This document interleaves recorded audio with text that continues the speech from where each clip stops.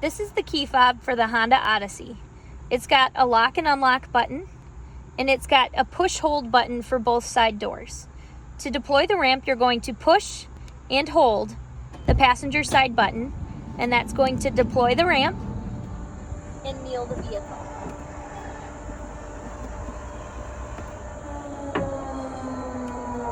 This is a keyless entry vehicle, so to be able to start the car, you're going to push and hold the brake pedal and then push the engine start button.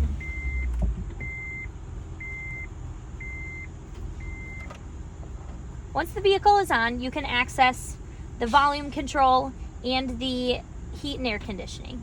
To be able to turn the volume up, you're going to use a volume knob.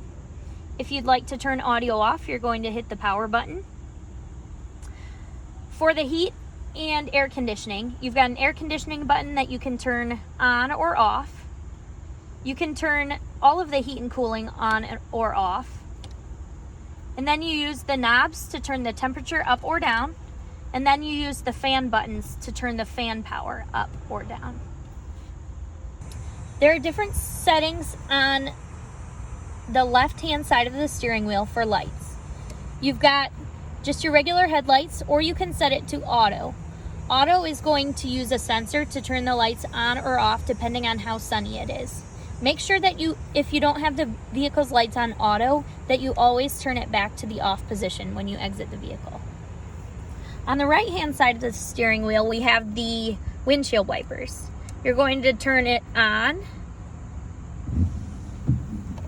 and then pull it down to activate the windshield wipers.